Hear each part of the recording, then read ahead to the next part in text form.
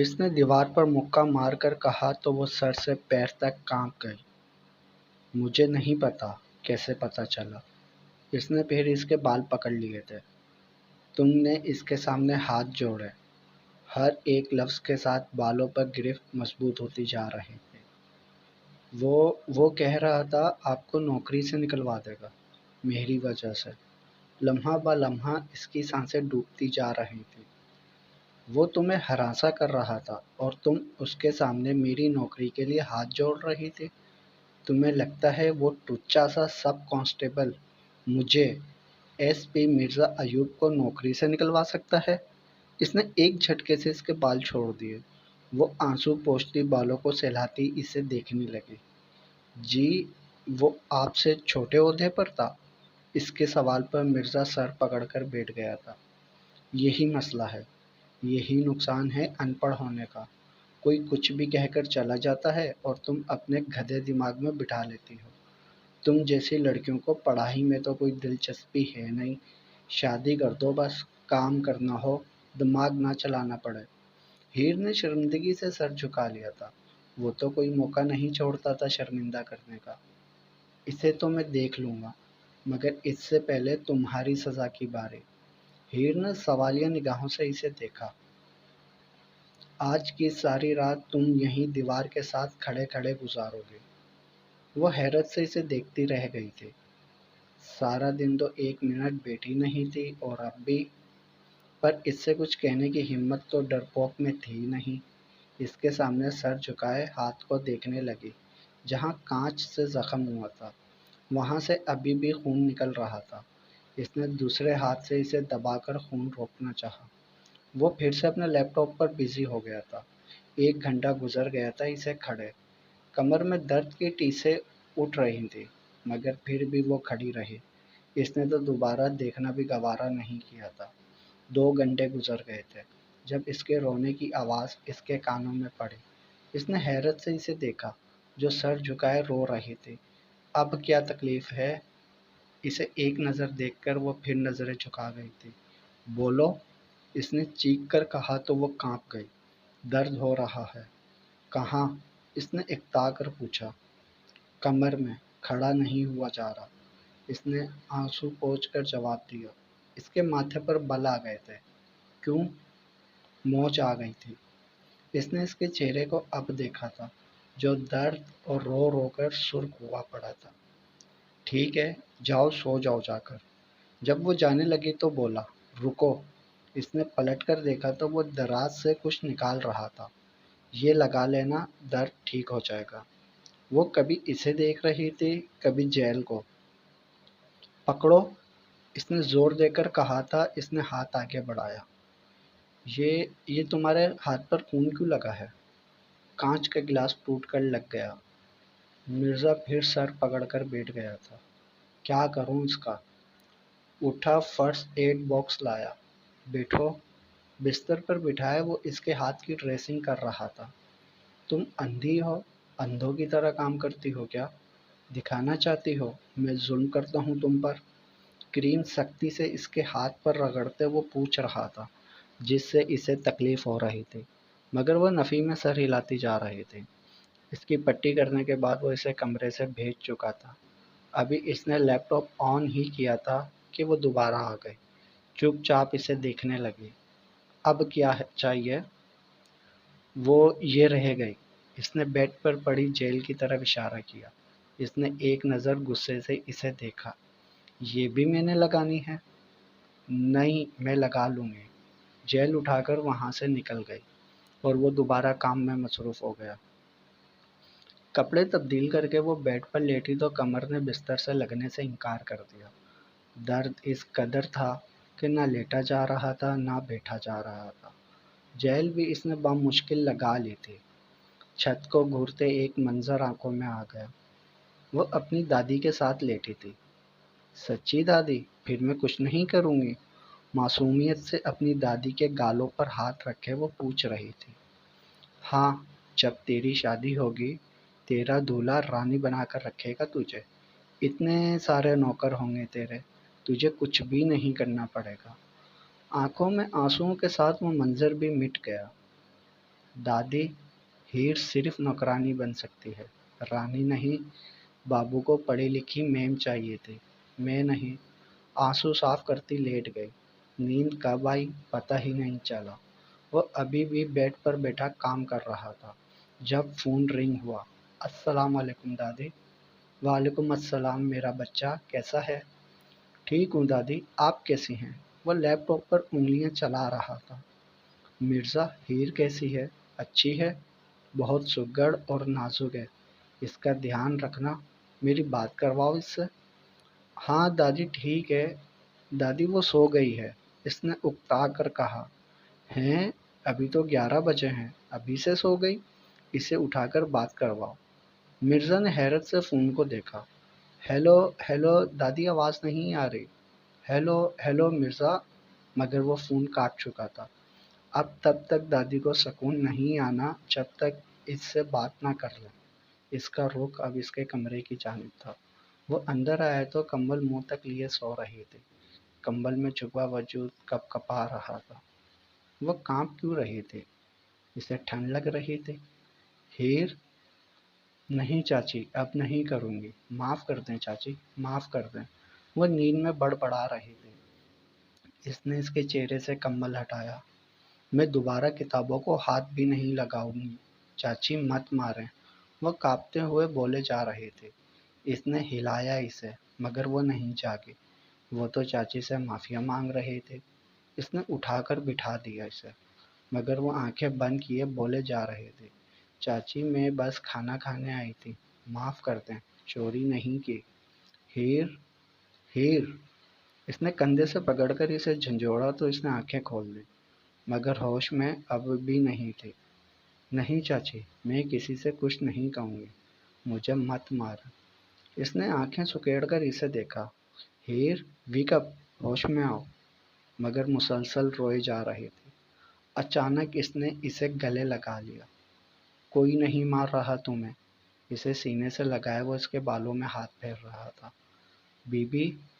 इसने मिर्जा की पुश्त पर हाथ बांध लिए। इसे लग रहा था इसे आगोश में इसकी दादी ने लिया है, जो अक्सर लिया करते थे। हीर, मैं हूँ मिर्जा। हवास कायम हुए तो इसकी आवाज़ भी कानों में पड़ी। वो एकदम इससे अलग हुई। अपनी चादर ठीक से बल्कि सर पर ही ले ली। आप? मिर्जा ने एक नज़र इसे देखा और जग से पानी डाला। पानी डालते वो देख सकता था कि वो अपने माथे पर मौजूद मनमिल जख्म को छू रहे थे। क्या हुआ था यहाँ? मिर्जा ने सर्द लहजे में पूछा, मगर वो तो कुछ और ही सोच रही थी। तुम भी आम लड़कियां जैसी हो। अट्रैक्शन पाने के घटिया तरीके, डरना, सहमना, चिपकना, ये सब करके मेरे करीब आने की कोशिश कर रही थी ना? तुम्हें समझ नहीं आता क्या? नफरत करता हूँ मैं तुमसे। इसके अल्फाज हीर के कानों में गूंज रहे थे, और अब भी वो इसके सीने से लग गई थी। वो गिलास थामे बेड पर बैठा तो वो अपने आप में सिमट कर बैकग्राउंड से लग गई। आप यहाँ क्यों आए? कुछ चाहिए आपको? हलक तर करती वो पूछ रही थी। पानी पियो। वो गिलास इसकी जानिब बढ़ा रहा था, जिसे इसने चुपचाप पकड़ लिया। एक ही सांस में वो सारा गिलास पी गई थी। वो हैरत से बस इसे देखे जा रहा था। बहुत से पहलू हैं इस सीधी सादी लड़की की जिंदगी में। तुम्हें नींद में बड़बड़ाने की आदत है? क्यों? मुझे अंधेरे से डर लगता है, इसलिए डरावने ख्वाब आते हैं। वो नज़रें झुकाए बोल रहे थे। और नींद में बड़बड़ाते माथे पर ये चोट भी खुद ही लगवा ली। मिर्जा की बात पर इसने अपने माथे पर लगे जख्म को छुआ। बाबू, मैं सो जाऊं? सुबह जल्दी उठना है, कोई काम है तो बता दें। वो इसका सवाल नज़रअंदाज कर गई थी, जिस पर इसे ताज्जुब हुआ। वो दादी का फ़ोन आया था, तुमसे बात करना चाहती थी। इसने फ़ोन मिलाया जो लग नहीं रहा था। 2-3 बार ट्राई करने के बाद भी नहीं। नहीं लग रहा, कल करवा दूंगा, तुम सो जाओ। इसे कहता वो उठ गया। हीर अभी तक बैकग्राउंड से लगी थी, अपने माथे के जख्म पर हाथ रखे। मिर्जा ने हैरत से पीछे मुड़कर देखा। कुछ तो अजीब है। मिर्जा के जाने के बाद वो आईने के सामने आई। मैक्सी की जिप खोली, जहां पीठ पर जलने का निशान मौजूद था। आईने में मंजर सा बन गया था। نہیں چاچی، ایسا مت کریں، میں جل جاؤں گی۔ بتا، پھر کہے گی اپنے چچا سے مجھے اسکول جانا ہے؟ بول۔ وہ گرم سریا لیے اس کے پاس آ رہے تھے۔ چاچی مجھے بھی پڑھنا ہے، دائم اور فری کی طرح۔ نہیں پڑھوں گی تو سب لوگ مجھ سے نفرت کریں گے۔ روتی ہوئی وہ دور جا رہے تھے۔ بھاگنے کے لیے جیسے ہی مڑی تو وہ گرم سریا اس کی پشت میں پیوست ہو گیا۔ اپنی بچپن کی چیخوں سے بچتے، کانوں پر ہاتھ رکھتی وہ نیچے بیٹھتی جا رہے تھے۔ گھٹنوں میں سر دیے وہ پھوٹ پھوٹ کر رو دیتے۔ میں اپنی مرضی سے ان پڑھ نہیں بنی بابو، نہیں۔ ہیلو بیٹا، تو نے کھانا کھایا؟ ٹھیک سے پہنچ گیا تھا نا؟ وہ ہاسٹل کے کمرے میں لیٹا فون پر بات کر رہا تھا۔ 25-26 سال کا سنجیدہ سا لڑکا۔ ہاں امی، پہنچ گیا تھا اور کھانا بھی کھا لیا۔ تو نے ایویں ضد کر لی ہاسٹل میں رہے گا؟ ارے لاہور میں اپنی ہیر بھی تو رہتی ہے، تو اس کے گھر رہ لیتا۔ چاچی نے منہ کا زاویہ بگاڑ کر کہا۔ نہیں امی، ہیر کے گھر نہیں۔ میں نہیں چاہتا میری وجہ سے مرزا اسے کچھ کہے۔ اب میں ہیر کا سامنا نہیں کرنا چاہتا۔ دائم دیکھ پتر، جو کچھ بھی ہوا وہ قسمت تھے۔ ہیر کا رشتہ پہلے سے مرزا سے طے تھا، ہم کچھ نہیں کر سکتے تھے۔ اس نے ایک شرط بھری۔ امی، مجھے صرف ایک بات بتائیں کہ جب ہیر کے والدین گئے تو دادی کی دوست نے ہیر کے سر پر ہاتھ رکھ کر کہا کہ یہ میری بیٹی ہے، تب آپ کا ہاتھ کہاں تھا؟ کیوں نہیں کہا میری بیٹی ہے یہ، گھر کی بیٹی گھر میں رہے گی؟ دائم پتر، تیرا اور ہیر کا کوئی جوڑ نہیں تھا۔ کہاں وہ عام سی شکل و صورت والی ان پڑھ جاہل گنوار، اور کہاں تو میرا پڑھا لکھا ڈاکٹر۔ امی بس کر دیں، اب تو بخش دیں اسے۔ میں نے ہیر سے بچپن سے محبت کی تھی، مگر آپ میرے جذباتوں کو نہیں دیکھ پائیں۔ دادی سمجھتی تھی، مگر آپ کا رویہ ڈراتا تھا انہیں کہ آپ اس کے ساتھ کیسا سلوک کریں گے، اس لیے ہم سب سے دور بھیج دیا اسے۔ یہ گلہ ساری زندگی رہے گا مجھے۔ اس نے غصے سے فون بند کر دیا تھا۔ دائم ہیر سے 1 سال بڑا تھا اور اس کا ابھی ابھی لاہور میڈیکل یونی میں ایڈمیشن ہوا تھا۔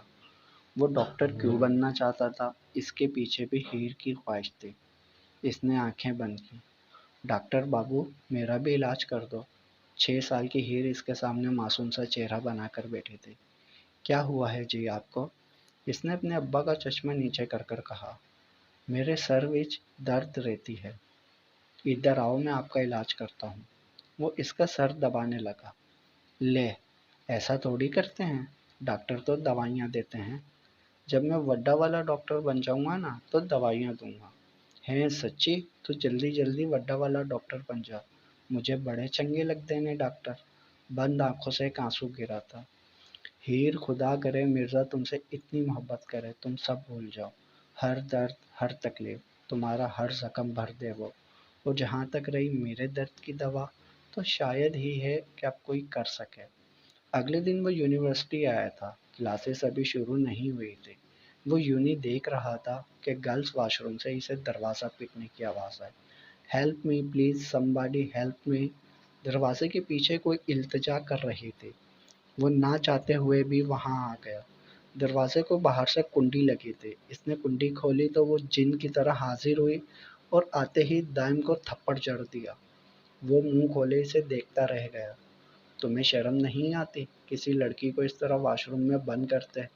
ابھی بند کیا ہے اور ابھی کھول کر یہ ثابت کرنا چاہتے ہو کہ تم اچھے ہو؟ ناک پر چشمہ درست کرتے وہ بس اسے دیکھے جا رہا تھا جب 2 لڑکیاں آئیں۔ امل، تم ٹھیک ہو؟ شکر۔ میں نے سائم اور زرتاشا کی باتیں سنی کہ انہوں نے تمہیں واش روم میں لاک کر دیا تھا۔ لڑکی کی بات سن کر اس نے دائم کی جانب دیکھا، جو سنجیدہ سے نیچے دیکھ رہا تھا، اور پھر واک آؤٹ کر گیا۔ رکیں، میری بات سنیں۔ مگر وہ چلا گیا تھا۔ کیا ہوا امل؟ یہ کیا کر رہا تھا یہاں؟ اس نے ہی نکالا تھا مجھے۔ مجھے لگا شاید خود ہی بند کر کے نکالا ہے اس نے مجھے، ورنہ گرلز واش روم میں کیوں ہوتا؟ بتاتے وہ شرمندہ سی ہو گئی تھی۔ کیا؟ واٹ؟ ان دونوں نے ایک ساتھ کہا، مگر طوفان کی دھمک پڑ چکی تھی اور اب صرف تباہی پھیلنے والی تھی۔ وہ کلاس میں کتابوں میں سر دیے بیٹھا تھا، کسی کی جانب بھی متوجہ نہیں تھا، مگر وہ اسے تو جیسے توجہ کا مرکز ہی آج ملا تھا۔ مناسب جسامت، لمبا قد، ہلکی بریڈ، سفید رنگت، ہونٹوں پر تیل۔ اچانک پوری کلاس کھڑی ہو گئی کیونکہ پروفیسر آ گئے تھے۔ اٹینڈنس کے دوران وہ ایک رول نمبر پر رک گئے، جس پر دائم نے ہاتھ کھڑا کیا۔ یس، اٹ از دائم فہد۔ عمل نے زیر لب اس کا نام دہرایا، دائم۔ دل نے ایک بیٹ مس کی تھی۔ آج پہلی بار اس کا دھیان لیکچر کے بجائے کسی اور پر تھا، بھٹک کر نظر اس پر ہی جا رہی تھی۔ کلاس کے بعد وہ الگ تھلگ بیٹا پڑھنے میں مصروف تھا جب اسے اپنے سامنے زنانہ پیر نظر آئے۔ اس نے نظر اٹھا کر دیکھا تو ماتھے پر ناگواری آ گئی تھی۔ جی، وہ مجھے آپ سے کہنا تھا کہ ایم سوری صبح کے لیے۔ مجھے لگا شاید آپ نے ہی مجھے بند کیا ہے۔ اور آپ کو ایسا کیوں لگا؟ بات سے زیادہ ہاتھ اٹھانے پہ بلیف کرتی ہیں، بنا کچھ سوچے سمجھے؟ اس کا سر اور جھک گیا تھا۔ میرے ساتھ اکثر سب ایسا ہی کرتے ہیں، میں بہت ڈرپوک ہوں اس لیے۔ اوکے ٹھیک ہے۔ کتابیں اٹھا کر وہ وہاں سے چلا گیا۔ تھینک یو دائم۔ وہ جب بھی اس کا نام لیتے تھے دل الگ ہی طرز پر دھڑکتا تھا، مگر یہ تو آغاز تھا۔ دائم نے سوائے درد کے اسے کچھ نہیں دینا تھا۔